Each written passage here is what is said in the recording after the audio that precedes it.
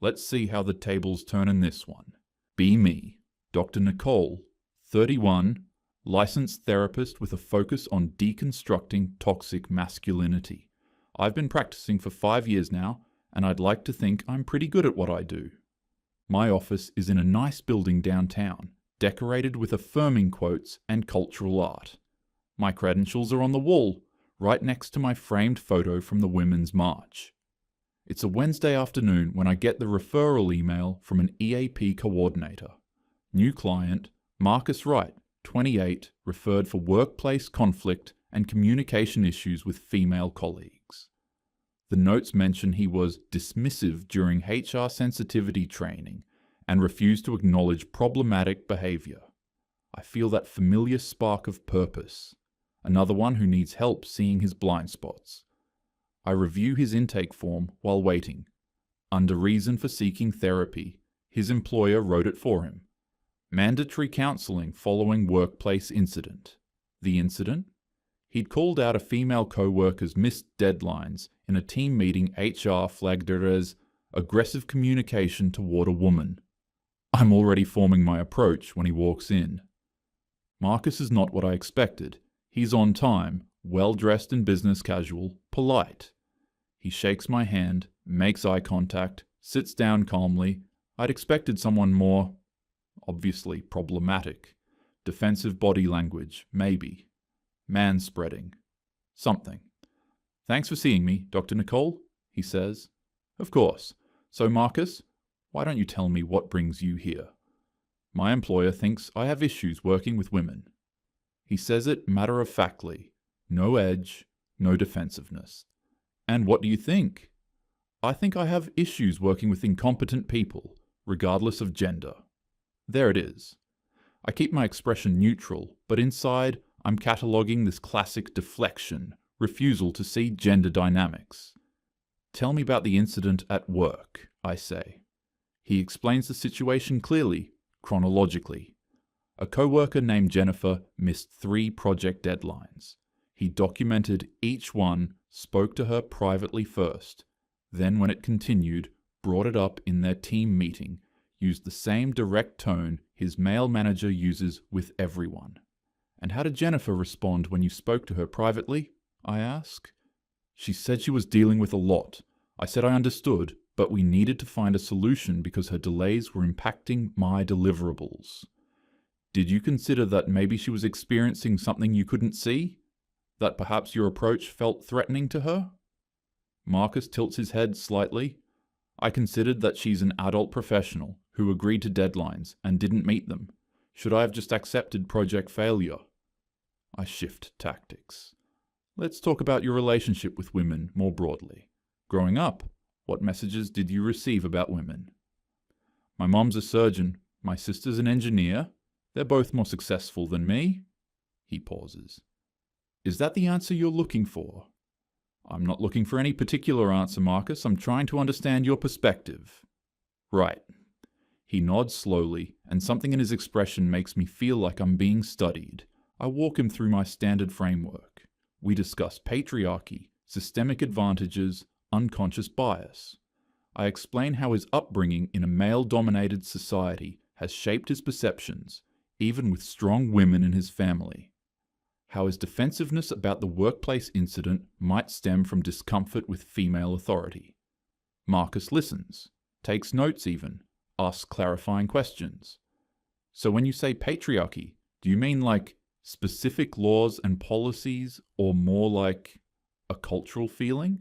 I explain enthusiastically about structural and interpersonal manifestations of patriarchal systems. He nods along. That makes sense, he says. So like, if someone benefits from a system, they should examine that, right? Exactly. Got it. He writes something down. For homework, I assign him journaling.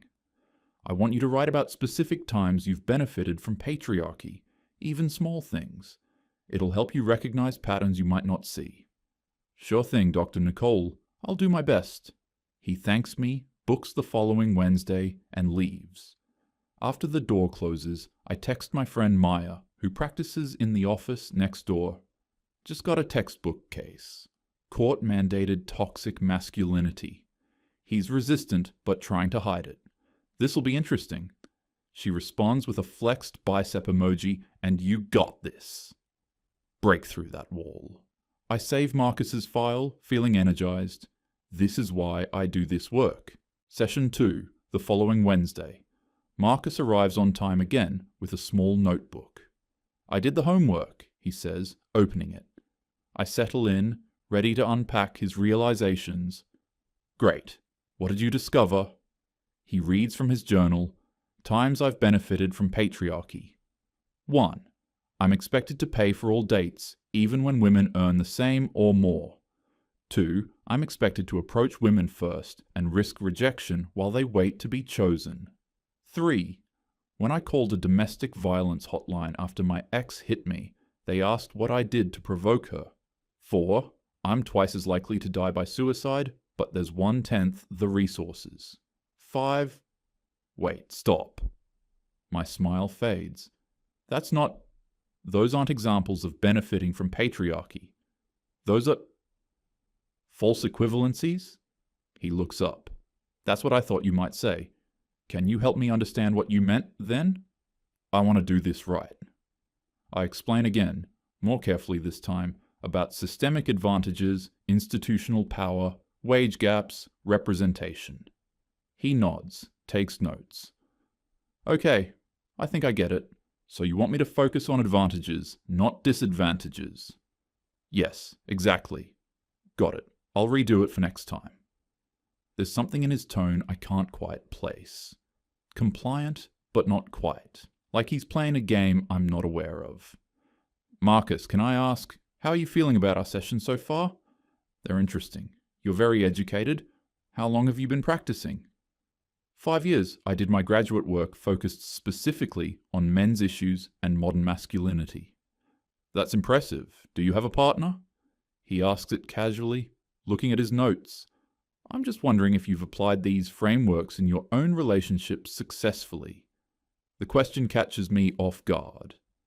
That's not really appropriate to discuss. Oh. He looks up, seemingly surprised. I'm sorry. I thought therapy was about modeling healthy patterns, like, if the frameworks work, they should work for everyone, right? Never mind. An awkward silence fills the room. I feel defensive, and I'm not sure why. Let's stay focused on you, I say, trying to regain control of the session. Of course, sorry about that. We spend the rest of the session on his workplace dynamics, but I'm rattled. After he leaves, I vent to Maya. He's trying to flip the script, I tell her, asking about my personal life, deflecting from his own issues. Typical male deflection, she says. Don't let him throw you off your game. Session 3, I come in more guarded. I'm ready to maintain boundaries, keep this professional and focused. Let's talk more about what happened with your co-worker, I start. You said Jennifer was incompetent? I said she missed deadlines. That's documented fact, not opinion. But the language you're using, calling someone incompetent, that's charged, especially when it's a woman. Did you consider how she might experience that? I considered that she's a professional who agreed to deadlines and didn't meet them. Should I have used different words because she's a woman? Isn't that sexist? It's about being aware of power dynamics. I have no power over her. We're the same level. I documented everything and spoke to her privately first, which is what our manager told me to do. I used the same tone he uses with me when I miss deadlines, but when I did it, HR called it aggressive. My phone buzzes on the desk between us. I glance down reflexively, Hinge notification lighting up the screen. You have a new match. I quickly flip it over, but not before Marcus's eyes flick to it. His expression shifts almost imperceptibly. He doesn't comment, but something has registered. Dating apps are rough, huh? He says, after a moment, tone casual. I'm sure it's easier for women, though. You probably get a lot of matches. Heat rises to my face. We're not talking about me, Marcus. Right, sorry, just making conversation. He pauses. But while we're here, can I ask something? These frameworks you're teaching me, Do they help people find better relationships? Like, measurably? That's not the primary goal of this therapeutic approach. But is it a goal at all? Because if I'm supposed to change how I think about women and dating and relationships, it'd be helpful to know if it actually works. I feel myself getting flustered. This is about helping you develop healthier perspectives. Sure, but what does healthier mean if it doesn't lead to healthier outcomes? The session ends with me feeling like I'm arguing instead of guiding. This isn't how this is supposed to go. Session 4. It's early evening, my last appointment of the day. I'm tired, and if I'm honest with myself, I've been dreading this session all day. Marcus walks in, but something's different. He sits down and looks at me with this expression, not hostile, but evaluating. Like he's made a decision about something I try to start with my usual opening. So Marcus, how is your... Can I be honest about something? He interrupts gently. Of course, that's what we're here for. This isn't really therapy. You're trying to change my beliefs, not help me. My stomach tightens. That's not true. I'm helping you recognize harmful patterns. Patterns you've decided are harmful because they don't match your worldview, Dr. Nicole. You diagnosed me before I even walked in here. Nothing I've said has changed your mind because you're not actually listening. I have been very open to hearing your perspective.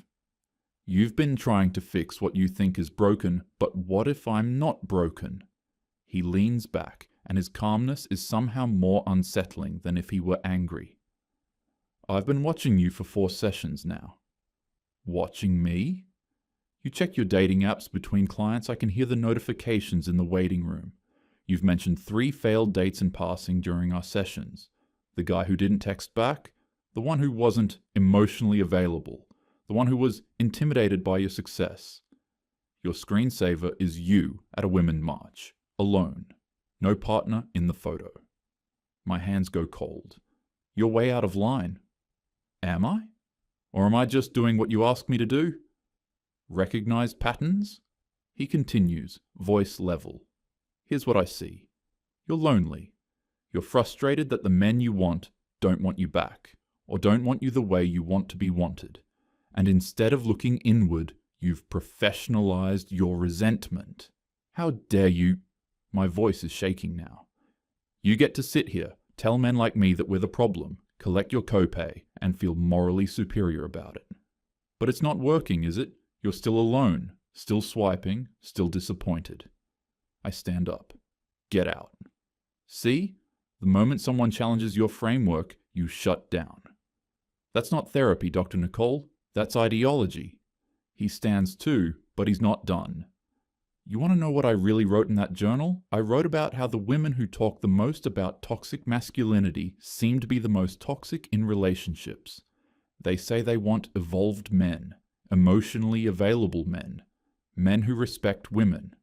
But what they actually swipe right on, what they actually respond to, are the same confident, successful, traditionally masculine men they claim to hate. Then they wonder why they're unhappy. Tears are starting, and I hate myself for it. You need to leave, now. You asked me to examine my advantages. Did you ever examine yours? You can shame men publicly and call it feminism. You can fail at dating and blame patriarchy. You can be cruel and call it holding people accountable. When's the last time you considered that maybe the common denominator in all your failed relationships is you? I can't speak. My throat is closed. You can't help anyone else figure out their life when you haven't figured out your own. He moves toward the door, stops. I came here for help with a workplace problem I'm leaving, understanding why I was really sent here. Not because I did anything wrong, but because I didn't submit to someone's authority the way they expected, and that someone happened to be a woman. That's not... It is, though, and deep down, you know it. He opens the door. I hope you figure it out, Dr. Nicole. I really do, because you're smart and educated, and you could probably help a lot of people if you stopped trying to win an argument and started actually listening. The door closes softly behind him. I sit back down. My hands are shaking so badly I have to clasp them together. Tears spill over, and I let them. Everything he said is echoing in my head, and the worst part, the absolute worst part, is that I can't immediately dismiss it. I drive home in a fog. My hands are still shaking on the steering wheel. When I get to my apartment, I pour a large glass of wine and open my laptop. I'm going to document this. File a complaint. This was inappropriate, hostile, a violation of the therapeutic relationship. I start typing, client displayed hostile behavior during session 4, engaged in inappropriate personal attacks, violated professional boundaries through surveillance of therapist's private... I stop. Was it surveillance? Or was I just careless? Unprofessional? I delete the paragraph, open Instagram instead, scroll through my own posts from the past month. Screenshots of bad dating app conversations with commentary about men's emotional unavailability. A quote. Graphic.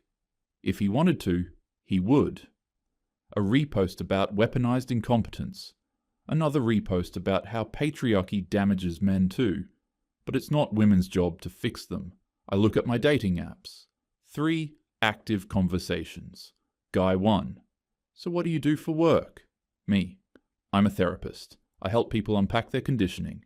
Guy 1. That sounds intense. Ha ha ha. Do you ever just relax? Me. I relax plenty. Maybe read about emotional labor sometime. No response after that. Guy 2. Want to grab coffee this week? Me. I'm pretty busy with clients. Maybe in a few weeks. Posted an Instagram story the same day. Why is it so hard to find genuine connection anymore? Guy 3. I know this might sound traditional, but I really like when a woman lets me take the lead on planning dates. Me. 3 paragraphs about patriarchal dating scripts and why that mindset is problematic. Guy 3. Unmatched me. I close the apps, finish the wine, pour more. I need to talk to someone. I call my brother David. He's younger than me by 3 years, married to his college girlfriend, works in tech. Hey, what's up? He sounds happy. I hear his wife laughing in the background about something. I had the worst session today. This client completely attacked me. Attacked you? Are you okay? Did he threaten you? No. Not like physically. He said all this stuff about me. About how I'm single and bitter and using therapy to work out my own issues with men. Silence on the other end. David? How does he know you're single? I don't know. He just noticed things. He said I checked dating apps and mentioned failed dates. Did you mention your failed dates in therapy sessions? I mean, maybe in passing, but that's not the point. Nicole, that's super unprofessional. Whose side are you on? I'm not on anyone's side. I'm just saying, if he picked up on that much, maybe you were sharing more than you realized. What else did he say?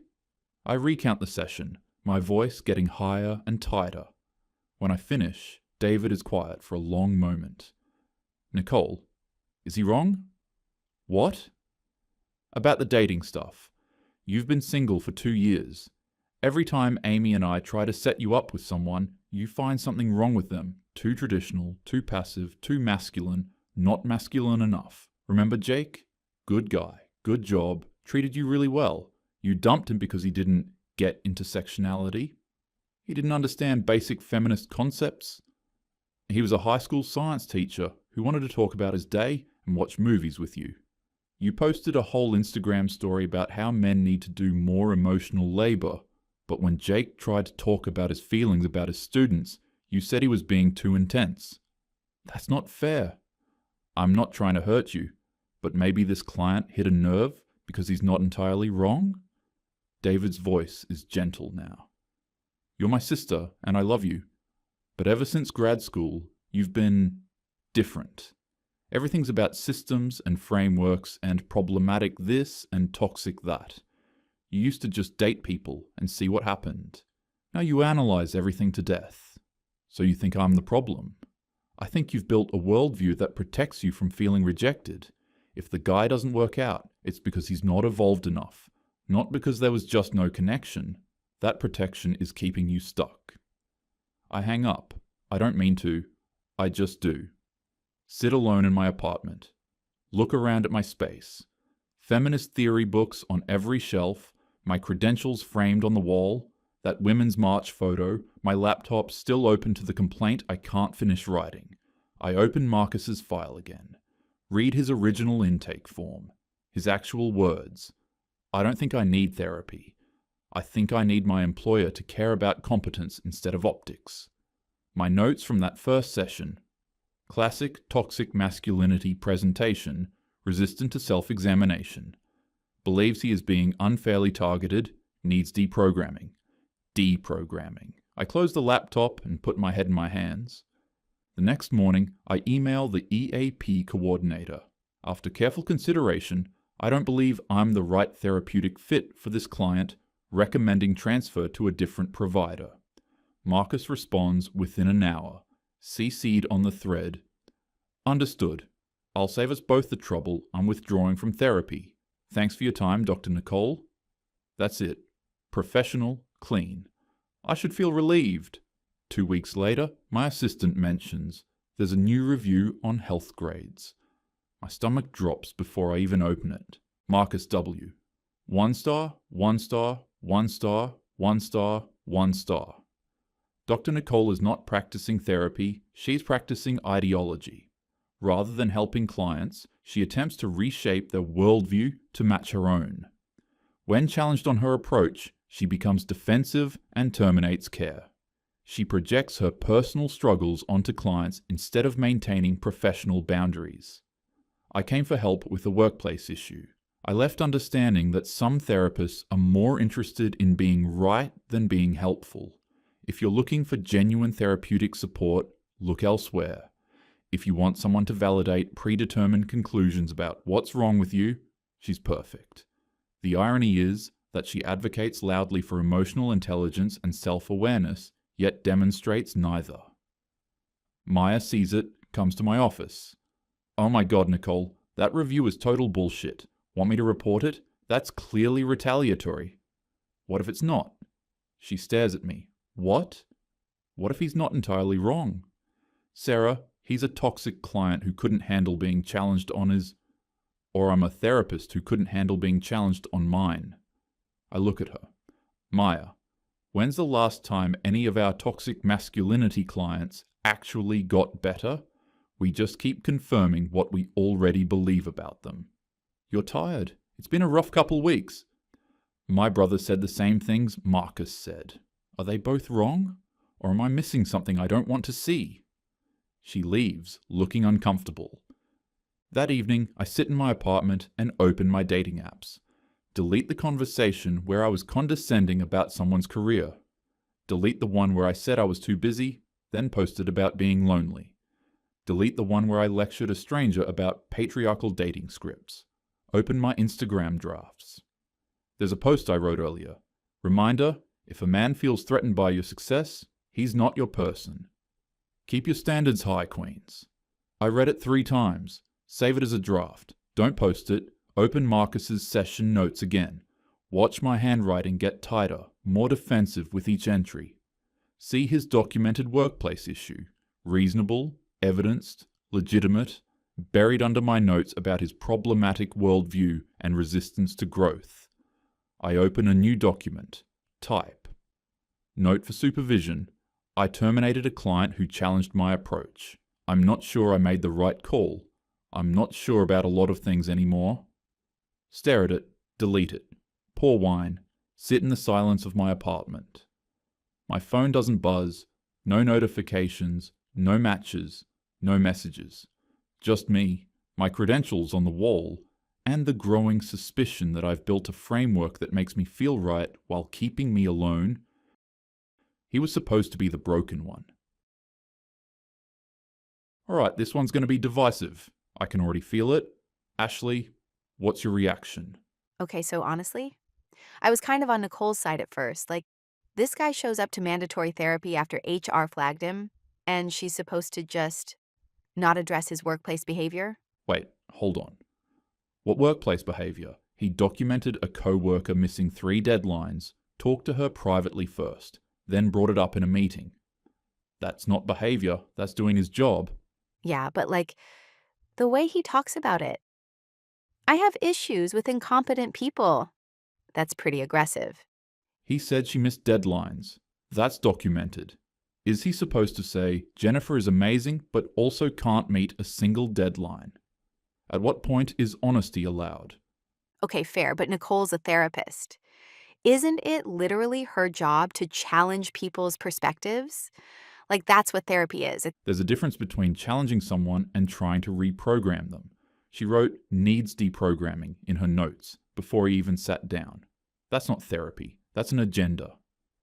Okay, yeah, the deprogramming thing is weird. But wait, the homework assignment. When he listed how patriarchy affected him and she shut it down, I was actually with him there.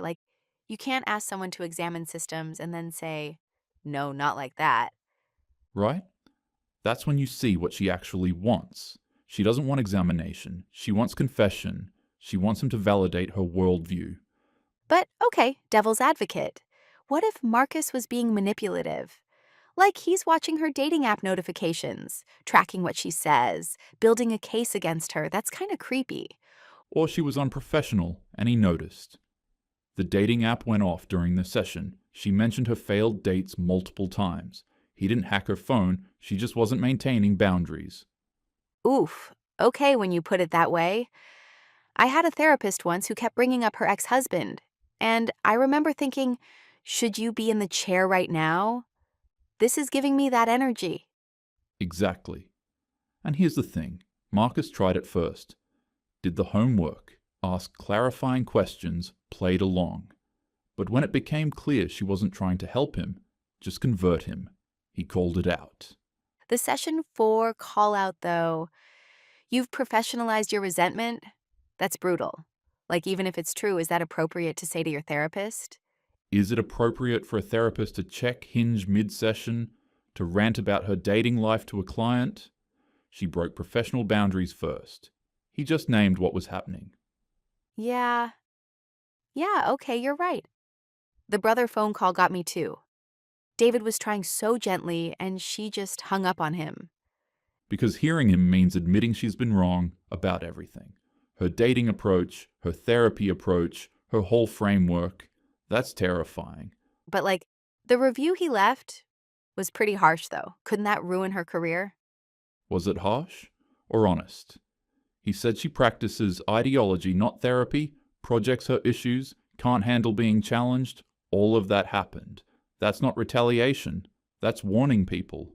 I guess. I'm just used to the client attacks therapist being the villain, not the guy making a fair point. Sometimes the person with the credentials is the one who needs the wake-up call. Nicole built this whole identity around fixing broken men. Meanwhile, her own life is falling apart and she's blaming everyone else. God, that's depressing. Do you think she actually changes after this? The ending leaves it open. She's questioning herself, which is a start, but questioning isn't the same as changing. That takes more than one bad session and a glass of wine. Fair. Okay, I'm Team Marcus, but I feel a tiny bit bad for Nicole sitting there alone realizing her whole worldview might be wrong. You can feel bad for someone and still recognize they needed to hear it. And if you made it this far, be sure to smash that like button and subscribe. See you in the next one.